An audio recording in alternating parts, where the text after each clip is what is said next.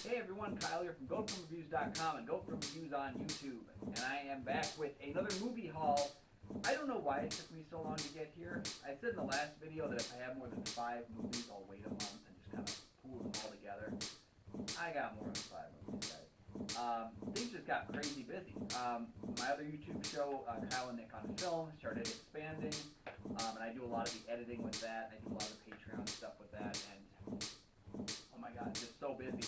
We got new audio equipment, we got new video equipment, we've been practicing and trying all these different things over there. I had my 31 Days of Horror on the website, and just so many things in my personal life that have been not bad, but just busy, just crazy, just wild.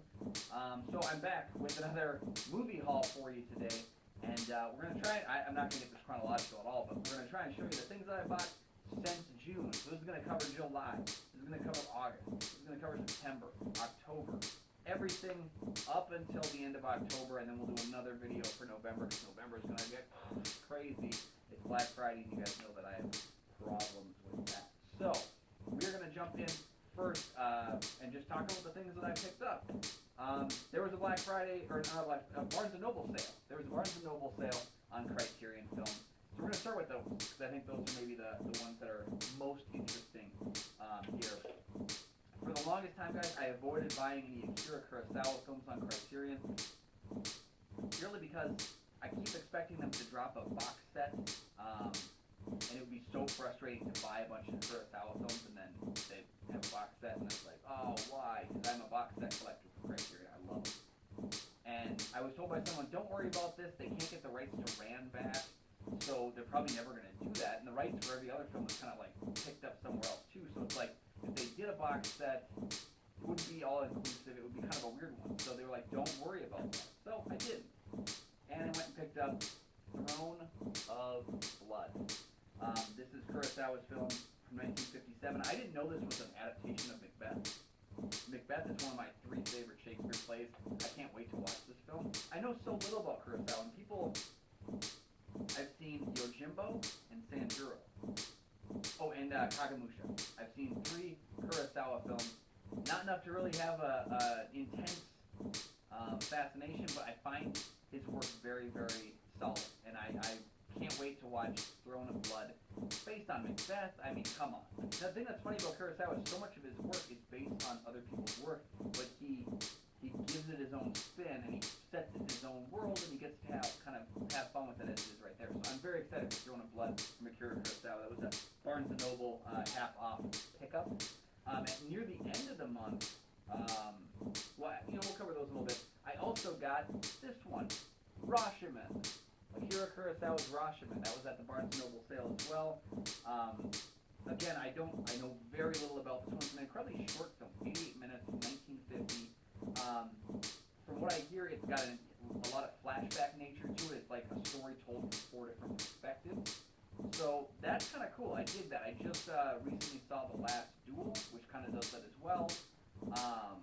It's probably one of the most underrated jokes on The Simpsons was when Marge tells Homer, you liked Rashomon? And he's like, that's not how I remember it. That's a Rashomon joke. That's a Kurosawa joke. So this one I'm excited to watch.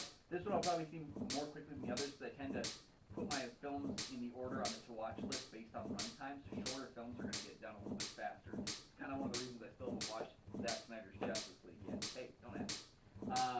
I started off the month with a couple of interesting ones here. I picked up Valley of the Dolls from 1967. I don't know why. I've heard good things about it. This is another half-off film from Criterion, Valley of the Dolls. I think part of it was that I've got almost all the box sets from Criterion. Like, I've got a lot of them. So, what are some, interesting double features? So I got Valley of the Dolls, so I can do a double feature. This is a, classic film. I know very little about it, but I know that it exists. And alongside with that, I got the other half of the double feature, which is Beyond the Valley of the Dolls. So do with that what you will. I don't know. I thought it'd be a fun double feature. This is written by Roger Ebert. People don't know that. He wrote a movie. He wrote Beyond the Valley of the Dolls. From 1970. I will be visiting this film in a twofer. I don't know. It just any films where it's like I can do a double feature or kind of like have a momentum with it is exciting to me. And sometimes when you have those Criterion sales at Barnes & Noble, I'll walk in there and I'll just get something. Like I'll just get something. I'll see something that fascinates me. I'll reach for it. And that was kind of the case here. I was actually looking for a couple other films that I couldn't find, and I'd driven all the way. My Barnes & Noble, where the Criterions are, is pretty far from my house. I live close to another Barnes & Noble, but it doesn't have movies. So I couldn't get a lot of the movies I was looking for. And I was like, well, I've driven all the way here. I'll pick out something cool. Something I can watch this weekend. That was a couple months ago. I haven't watched it. So there you go there. Let's see what else we've got here. Picked up this. Like I said, a couple of box sets I don't have yet. This one is Che. Yeah, so this is parts 1 and 2 of Che from Steven Soderbergh. I have a friend that picked up a used copy of this when I was grabbing lunch with him one day, and that's what happened. Lunch with me ends up this movie box. He bought a used copy of it. He thought they were both fantastic. He was watching them with his wife, and they kind of broke them down into like a 5-night event. I mean, each one of these movies is 2 hours and 15 minutes. The whole thing altogether is 4.5. This could be like a week-long miniseries or that kind of thing. So that's how he watched it. Just very interesting to me. I like long-form storytelling in movie form. I had a run in November of some movies that are very long, and we'll talk about those at the end of this month in another video. Long-form storytelling in movies just fascinates me. Like, who directs like a 5-hour film? Like, how? Why? We need to bring back the intermission. That's Che parts 1 and 2. One of the other box fetishness things. I also got very close to buying this movie on DVD, or these couple movies on DVD from Criterion, until I heard that thankfully there will be a Blu-ray release of them that happened this year, and that is The Human Condition. Human Condition. It's I know very little about it, Kobayashi film. Japanese cinema. It's a 9.5-hour-long film that was separated, I think, into 3 individual movies. They're each still about 3 hours long. And it's part of a 6-volume novel. So there's 6 like sections of this 3-movie thing. So it's kind of done in sections. People don't know that the Lord of the Rings films, each of those books was in 2 halves. So that's kind of the same thing that with this. It's basically 1959 Lord of the Rings from Japan, from Masaki Kobayashi. Simple enough. You guys should know that. But this one, very interesting to me. Again, long-form storytelling. Something about it, I don't know. It just drives me wild. I'm so interested to see those things. I was really interested in the Samurai Trilogy as well, and I think I watched those films too spaced out. But I like the idea of following characters, especially Japanese cinema has really taken on like this love for me. This style, it's just been so exciting. It's one of the reasons I'm shocked I haven't watched more Kurosawa films, is because I've just been completely won over by foreign language cinema, and especially like films that take their time. And that's kind of the way this is. 3 movies, like 9.5 hours. It's a wild ride. I'm excited. I'm so happy I got it on Blu-ray and I didn't just decide to go for the DVD, because I know the moment I do, the thing's just going to come out on Blu-ray. Let's see, where else can we from here? We got more coming. So, remember how I told you guys I got the 3rd Martin Scorsese's World Cinema Project, and I ordered the first 2? Well, they showed up. This is Volume 1 of Martin Scorsese's World Cinema Project. It's got 6 films in there. It's got 1973's Tukibuki, 1936's Red, 1973's A River Called Tita, 1964's Dry Summer, 1981's Trances, and 1960's The Housemaid. So this is, all around the world, 6 different movies. It's like, I said it before, Martin Scorsese, I have a tremendous respect for him as a filmmaker. He's on my Mount Rushmore. He's like one of the top tier ever filmmakers for me. I adore almost everything he's ever done, and he has such a wide breadth of knowledge when it comes to movies. If he tells me I should watch these 6, I'm gonna watch those 6. Don't even try.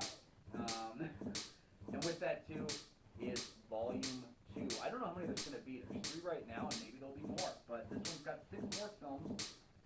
It's got 1976's Insiang from the Philippines, 2000's Mysterious Object at Noon from Thailand, 1989's Revenge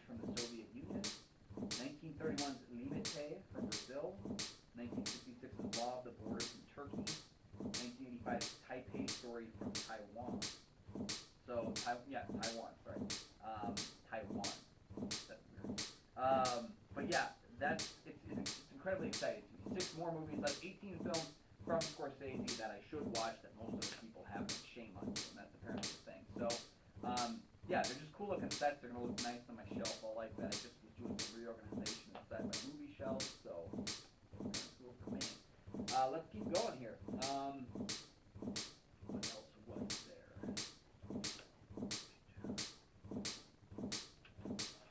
Okay, yeah. On the same track from that, that half off sale at Barnes and Noble, I got Kagemusha from Kurosawa. This is actually this will be a rewatch for me. I loved this movie. I think I saw it on Netflix like 5-6 years ago. I think I wrote a review for it actually on the website, and I'm sure it's a bad review because it's been years and it wasn't. I've grown better over time. This film actually I think was longer, 180 minutes from 1980. I feel like that was like the version I saw was maybe 20 minutes shorter, so different. But yeah, Kagemusha, man, I really like this movie. It's got kind of this. I have to impersonate a warlord, but it's like one of the rare color films from Kurosawa. He got funding from George Lucas and Francis Ford Coppola to finish making this movie and bring it out.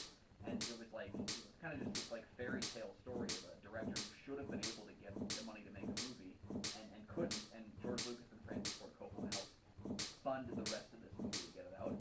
It's gorgeously shot. It is incredible looking. I can't wait to watch this one again, but it's a lengthy one, so I gotta find some time when I can sit down and watch a 3-hour movie. It's not always that easy. People say like, oh Kyle, you must watch movies all the time. Yeah, I kinda do, but I gotta watch a lot of stuff for work related things. It doesn't always give me the time to watch stuff that's fun. So, here's another one here. Another long movie. Long movies win me over no matter what you get. This one also happens to be like one of the lesser price criterion. So half off and lesser price point is still pretty good for me. Blue is the warmest color. I missed this when it was on Netflix. I was interested in watching it. Leah Seydoux is in this, and I'm a big fan of her work in the James Bond movies. I just saw her in The French Dispatch. She's done some great work, and I just haven't gotten a chance to actually see this film that kind of made her popular. It runs just under 3 hours from 2013. Again, it's like $25 for the Blu-ray as opposed to 40 for most other films in the set. So this is only like $12.50. I mean, that's how much I usually buy movies that I haven't seen before. So I bought this one. At the very least, it's 3 hours of babysitting me, so I can watch an interesting movie and just kind of check it out and see what it's all about. Let's see, what else do we have here? Here's another box set, one that came out this year, and that is The Signifying Works of Marlon Riggs. Again, know very little about Marlon Riggs. It doesn't break down all the different runtimes and stuff. I think there were some short films in here. There's a lot of stuff in here for a set that cost me $25. 1986 is Ethnic Notions, 1989 Tongues Untied, 1990s Affirmations, 1991's Anthem, 1992's Color Adjustment, 1993's No Regret, and 1995's Black is Black Ain't. He was a gay black man who was making movies in the 80s and 90s when, it was tough to be gay, it was tough to be black, both in a world that was kind of, you gotta find your footing and such, and he was making these kinds of movies. So this is I think, what is that, 1, 2, 3, 4, 5, 6, 7. I think there's 7 pieces, some are probably shorter works, might be a piece or 2 in there. I love short film collections. They're just a breeze to get through, but you might find some winners in there. Like, I've got the Stan Brakhage, by Brakhage set. I got both volumes of that, and it's like 60 shorts. Some of them are ridiculous, but some of them are really cool, and I was very fascinated with a number of them. So that's kind of made me go and I gotta check this out too. And like I've always said, this is a movie set that I'm not aware of at all, and that's just exciting for me. It is. So that's what I did. Another film, Criterion sets. If I like a director and I've seen some of their works and I think I would like more, I'll probably switch to more. And this is what I've been told. Like, Kyle, you haven't seen this yet? Time Bandits. This is from Terry Gilliam. I'm a fan of Monty Python. I actually really like the show a little bit more than I've liked the movies. But I really like, and now for something completely different, I enjoy all 3 of the actual feature films from Monty Python, but big fan of Brazil. A friend of mine turned me on to Brazil from Terry Gilliam. They got the Criterion for that, which is exemplary. Got both versions of that movie. This is just one I should have seen by now, so I picked it up. I'm gonna watch it. It's, you know, I think part of it is that there was gonna be like a TV show on Apple that was either a sequel to this or a remake of this. And I was like, well, I gotta check this out before then. And it's one where even people I know that don't watch a lot of movies are like wondering, Kyle, why the hell have you not seen Time Bandits yet? So I picked it up. So sue me, don't sue me. I can't afford it. Yeah, so at the end of July, I kind of went on this bit of a horror bender because I knew that October was coming up. Before Halloween, I wanted to grab some Criterions that were on sale that were horror themed, so I could watch some horror movies during the month as well. So I picked up quite a few that day. I saved up a lot of tip money from one of my other gigs. And I got The Island of Lost Souls, which is directed by Earl C. Kenton. Bela Lugosi's in it. It was an adaptation of The Island of Dr. Moreau. 70 minutes, 1932. Pretty solid little movie. Maybe, it's weird to say it, an hour and 10 minutes, but an hour and 10 minutes actually feels a little lengthy. Trimming it down a little bit, maybe right around that hour note as well. That might look a little bit better for this one, but I really liked it. It's all a strange little story. So I dug it. I also, some people don't know this, but when the Criterions go on sale, so do the Arrow videos, and this was The Mutilator. So I nabbed this one purely because it was in the store when I was picking up the movies. Also known as Fall Break. Doesn't say that on here, but when you watch the movie, the title card is Fall Break, but it was retitled to The Mutilator because this is the uncut, unrated version, and that's just what they had called that. Buddy Cooper wrote and directed this thing. It's very, very long in the first half of it because there's a lot of setup, a lot of stuff happening that just feels inconsequential. But the last half of the movie is wild and crazy. There's some blood and gutsiness to it. It's not great, but it's pretty grisly at times. It was entertaining as a bad movie. And I'll tell you right now, if you watch this movie, you will have the theme song stuck in your head for weeks. Going on a fall break, everyone's going on a fall break. Another movie I picked up that was horror themed was Carl Theodor Dreyer's Vampire. I've seen very few films from Dreyer, and this was just one that's, again, 73 minutes long from 1932. I think it's a silent, yes, it is a silent film. I watched the silent version of it.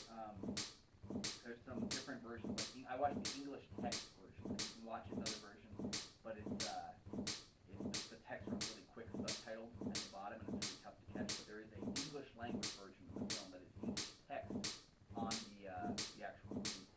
It's a huge, thick set right here because it actually has it's got the movie itself, and then it has writing Vampire, the screenplay, as well as some other stuff too. So it's like a huge book that came with it. That's one of the things that kind of convinced me to nab it, because it just looked like, again, Criterion was doing their thing, and that matters a lot. I also picked up newly on Blu-ray, but it had been Criterion TV for a while, and that's Haxan. Haxan here is 1922. It is a silent film with English subtitles over Swedish intertitles. It's kind of, people don't know this, but before Blair Witch Project, this was kind of a film that sold itself as though it was like a documentary at times, like that it was a movie that was the true story of witchcraft, and apparently it's legendary. It's something that I know a couple people that watch it every year on Halloween, and so I haven't gotten a chance to watch it yet, but Haxan really excited me, and I was happy to find out that it would be a Blu-ray edition of it. More in the horror realm, this is The Cremator, which is probably about a cremator. A terrifying, darkly comic vision of the horror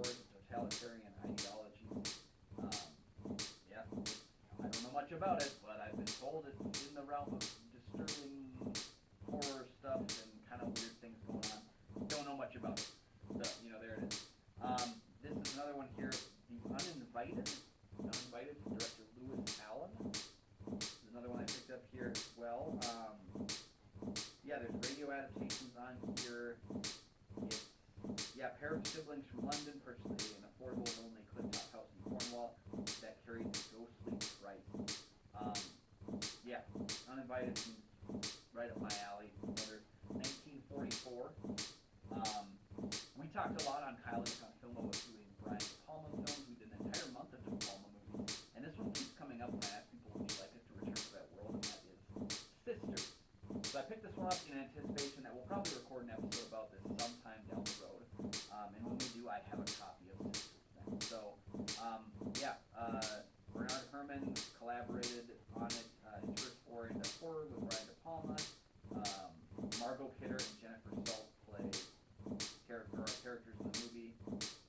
I think Margot Kidder plays both sisters. I don't know. We'll find out. I haven't seen the movie, but horror from De Palma sounds like a win. Here's another one. I can't believe I haven't seen it because so many people have been telling me constantly how you gotta check this out. Eyes Without a Face. 1960. It's a 90-minute movie, French. I've been told it's beautiful and horrific, and so that's on my list. Let's see what else. In July, I did get another Criterion, but I got a used Criterion, and I'm gonna fill off the stickers. I don't want to tell you how much I spent on this because this movie did not currently have a release when I picked it up. I think it actually does have a Blu-ray release now, but I at least have a copy of it, and that is Andy Warhol's Flesh for Frankenstein. What's crazy, I don't know if you guys have this, but from my youth, I used to be obsessed with horror books. Books about horror movies. There were these like orange books that were about like Godzilla and Frankenstein and Dracula and the Mummy, and they were like meant for kids to like explain how horror works. And then there was these large, gorgeous photographic books that talked about famous horror cinema and like really delved into Hammer and a lot of that kind of stuff. And I remember those graphic, striking images.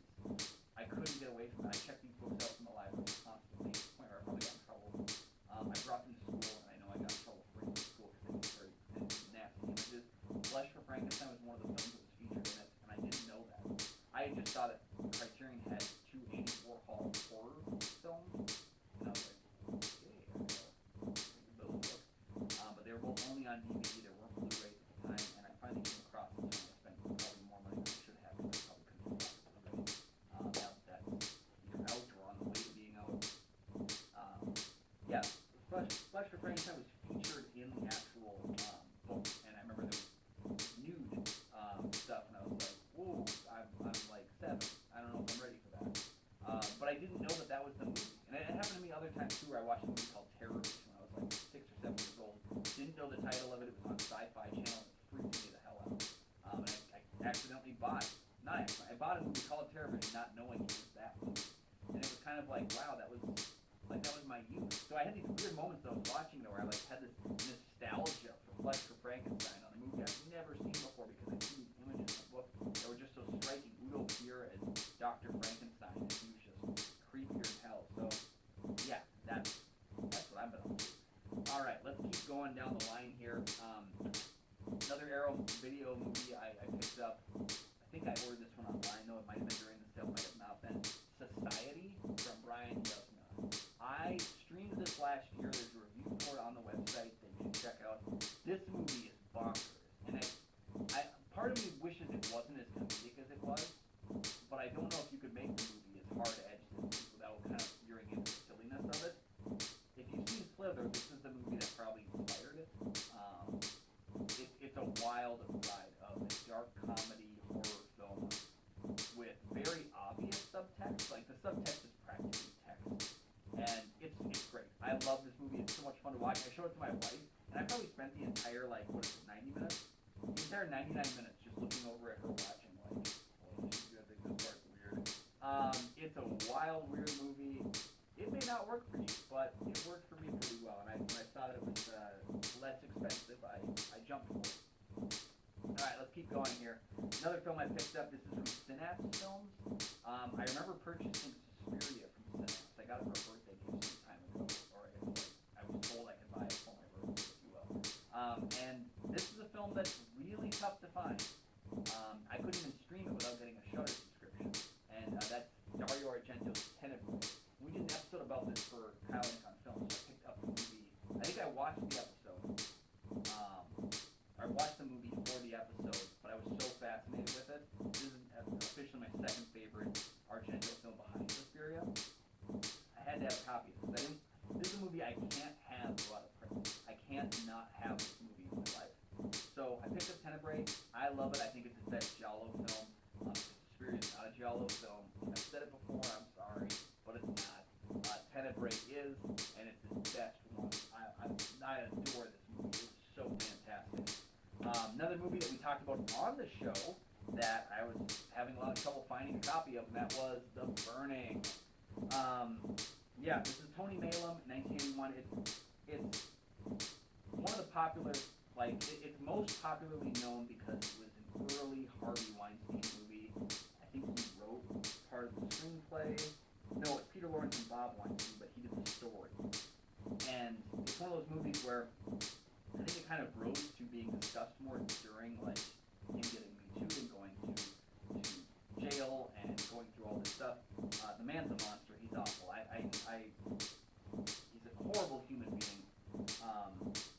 And I just, it's sad that a movie that got this much potential to it gets tied up with something as disgusting as him. But wow, just talking about the movie itself, there's so many people in this movie. Brian Backer, who was in Fast Times. And then it's got young Jason Alexander, Fisher Stevens, Holly Hunter. Most of them aren't major roles in the movie, but it's the jumping pad for a lot of famous people. It's got one epic horror sequence, and other than that, the film's a little slow moving throughout, but it is entertaining nonetheless. It's funny because Tom Savini didn't do one of the Friday the 13th sequels so that he could do The Burning, and then these are the things that he considers it one of his best movies. It's wild, Tom Savini stuff, and then he actually kind of took the stuff with that and jumped back to Friday the 13th for the final chapter. The Burning is pretty wild and crazy. It just sucks that it has to be connected to someone who's such a scumbag. But I do think it's worth watching. I've always said this with movies that feature one awful human being. It comes down to what you can support, what you want to support. In the case of Jeepers Creepers, for example, director of that movie, absolute scumbag, monster, human. I don't know, he's disgusting. But there were other people that worked on that film that I'm not going to not watch the movie and avoid, performances that are really interesting, and the people that, ran the cameras, and all these different, there's hundreds or thousands of people that work on movies. One of them is awful. Again, you can choose not to support that. I'm going to watch the movie. I'm going to watch the movie. I don't like some of the people, but I'm going to watch the movie. And this is the case of The Burning. Pretty solid little horror movie. I know that the guy that did the story for it and produced it was a scumbag, but there was dozens of other people. It was a smaller film. Dozens of other people working this movie that I think are worth watching the movie for. So there you have it. All right. Let's keep going here. Up next, we have a double feature from Screen Factory. I bought this for the first film, and that's Bad Dreams and Visiting Hours. Bad Dreams is kind of tough to find, so it's not officially out of print, but it's a tougher find. I noticed that there wasn't a lot of copies of this left, so I picked it up because I really wanted to see Bad Dreams. It features one of the actresses who's in the third Nightmare on Elm Street movie, and it's kind of considered a Nightmare ripoff. I think there's proof that it was worked on at the same time, so you never know these things. And the movie's different enough. It's just because it's about dreams and having this slasher, and it's got to do with dreams, and it's got one of the actresses from the movie. I get it. I do. And it's got a group home kind of a feeling to it too, where everyone thinks we're crazy, but we're telling the truth. I really dug Bad Dreams. It's weird and wild, and I was working on a project for it, so I needed to have a copy of it. Visiting Hours came with. I saw it. Kind of immemorable. I think, who is it that's in that? That's so weird. William Shatner's just in the movie, and so is Linda Pearl. But yeah, Michael Ironside is in it, playing kind of the villain role. He's pretty cool. But the movie is he's gross in the movie. But he's a great actor, and I liked his really disgusting performance. Visiting Hours, not a great movie though. But I got it for Bad Dreams, and I was happy with Bad Dreams. So let's talk a couple other things here. Hey there. Almost there. We're almost there, folks. So I picked this up because I've got the other 6, and I actually know someone who worked on this movie, and that is Wrong Turn from this year. This is the reboot / 7th installment. I don't know what you want to call it, because I really haven't got a chance to watch watch it yet. I've been working my way through the long-term movies. I saw the first one way back when it came out. I didn't see any of the sequels. Later on in life, I got a giant package of all of them, all 6 that there were at the time, so I've been working my way through them. I've seen the first 3. I'm going to finish off and watch all 7 of the Wrong Turn movies. But yeah, this is, I know someone worked on this movie. I was very excited to hear about it. So I want to see what they have. The original writer came back for it too. It's kind of this weird thing where it's like, I still don't know if it's a reboot or a sequel or what it is. Maybe they don't know, maybe they don't care. Another tough to find set. I actually ordered this almost a year ago, and it got denied because the seller already sold it. Like there was like one guy selling one copy of it online. This is thankfully a sealed version, so hopefully it's still good. And that is Prom Night 3 and Prom Night 4. I watched the first Prom Night with Leslie Nielsen and Jamie Lee Curtis when I was a kid. I've never seen the second one. I haven't. Never seen it. I've got both the first 2, and you know me, I'm a completist. Prom Night 3 and 4 continue kind of the stories from the second film. So yeah, there's no way I wouldn't have this if I got around to it. And I found a good copy that, well, it was outside of what I usually want to spend on a movie. It wasn't that bad either. I'm just kind of a cheapskate because I buy so many, so I have to have like limits. And this one was just about out of it, but since it's not in print anymore, I had to go for it. It is what it is. When I bought Bad Dreams, I wanted to get free shipping, so I added the $5 Blu-ray to it, and that was Dirty Dancing. I already have the DVD for it, so I figured let's just upgrade and see what it is. I like Patrick Swayze in this movie. I like Jennifer Grey in this movie. It's a fun little movie. I haven't watched it since college, maybe, so I'm going to visit this one again. Y'all know Dirty Dancing, it's the 30th anniversary edition. I just wanted to have an upgraded version of it. And it was like $6 for shipping, or $5 to add a movie and get free shipping. So I was like, yeah, I think I'll get that one. In October, we're in October now. In October, I saw this film come out. It hit video stores, and then I saw it for really, really inexpensive, probably about 2 weeks later. So I was like, yeah, it's probably going to be good. I'll check it out. And how wrong I was. This is Night of the Animated Dead. It had WB's logo on the side, but I think they were just distributors. This is a adaptation. I think George Romero is credited for making this, or for writing the screenplay, because they just used his screenplay from Night of the Living Dead. It's an animated 2021 version in color with new voice work. But it's pretty much just the same script, pretty much the same movie. It's bad. Yeah, I got a review up on GoFilmReviews.com. Check it out. But this is a bad movie. And the sad thing is, like, the front cover looks pretty good. A lot of the back cover stuff looks pretty good. Like, the animation, if it were like this, I'd be all over it. But this is a bad movie. It's poorly animated.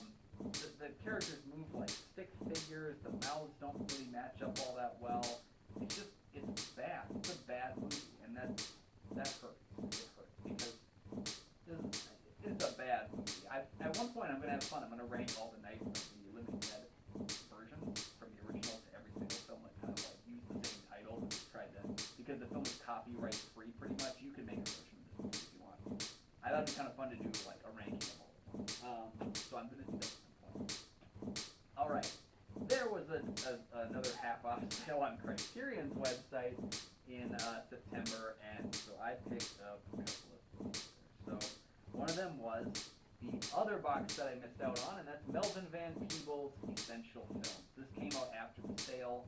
I love box sets because it's like film school in a box. This has 4 movies, and that's The Story of a Three-Day Past from 1967, Watermelon Man from 1970, Sweet Sweetback Badass Song 1971, and 1972's Don't Play Us Cheap. And it also comes with, if I'm correct, 3 short films and a 2003 movie called Badass, directed by and starring Melvin Van Peebles' son, about the making of Sweet Sweetback's Badass Song, I believe.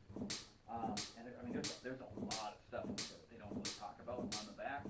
There's so much extra content and good stuff here. And it's like, I don't know this filmmaker very much. If I'm correct, I think Melvin Van Peebles was in Shining miniseries from 1997. I think he played Halloran. I could be wrong about that, because I don't know him very well. I could be very, very wrong about that, but I believe he is. And that's the only thing I really know him from. So I want to check this out, because I've heard great things. I've heard wonderful things about it. Also part of that sale, I'm wrong about this, forgive me. I picked up Solo, or the 120 Days of Sodom. I got no excuses, I'm a bad person. But I also have a morbid sense of curiosity, and I have seen one other Pier Paolo Pasolini film, The Decameron, I believe. And I really liked The Decameron. It was a solid little movie, something I never would have seen without Criterion's help. And this film is not available in a lot of online stores, but it was on their website still. And it seems like a rite of passage for Criterion fans. The 17th spine on this movie. And people kind of make the joke on all the Reddit and stuff about it too, like, what's wrong with you people? Why would you watch this movie? And it's tough to find, so I just picked it up. I don't know. I'm sorry, okay? I'm sorry. Oh, but anyway, I did pick it up. I'll watch it at some point. And then I ended up with this movie set that I got delivered to me on Halloween. And hey, we live pretty close to Wisconsin, so we thought it was pretty weird too. Like, Weird Wisconsin, the box set, the Bill Rebane collection. This is a director that made very schlocky, very low budget movies for a number of years. He made what he even agrees is perhaps the worst movie ever made, which is Monster a Go-Go, which is the first movie in the set. It also has Invasion from Inner Earth, The Alpha Incident, The Game, Twister's Revenge, and The Demons of Blood. And it comes with a film called Who is Bill Rebane, which is a documentary about this guy. Apparently people said the documentary is really great too, so I don't know much about Bill Rebane, but I got me some Weird Wisconsin, and I will definitely be watching and breaking that down. That's everything, I believe. I might have missed something, but I think that's everything I've picked up between July, August, September, and October. Thank you guys for taking a chance to go on this journey with me. I had a lot of fun looking at these movies. Probably going to open some of them soon, so you'll see some unboxing videos from those. Thanks again for joining me. While you're here, don't forget to click that like button down below. I spent a lot of time and effort putting these things together, and if you enjoyed it, please like. That helps me out a lot as a channel, and it helps you out too, because the more this channel grows, the more you get, and liking doesn't cost anything. Comment down below if you've picked up any of these movies or if you've seen them before, and if they interest you and you want to, and you'd like to carry on the discussion, what this channel is for. We're discussing movies. So I made it because my wife got tired of me talking about movies, so I still do that, but now I do it here too. Dangerous game. And while you're there too, you can also click subscribe. Hit that subscribe button down below. You'll never miss an episode of the show. Plus, subscribing helps me out as a channel again. It's a good symbiotic relationship we have here. I'm not charging for you. Just click the subscribe button. If you want, you can share the video and keep the conversation going with your friends. Yeah, that's all I really have, folks. You can find all my film reviews, all 1,000 of them, at GoFilmReviews.com. Don't forget as well, you can check out my sibling show, Kyle and Nick on Film, that I do with Nick Vladicek from the St. Paul Filmcast. We have episodes every Monday, Thursday, and Saturday. And you can find those episodes on the link down below as well. I also got links down there for Facebook, Twitter, Instagram,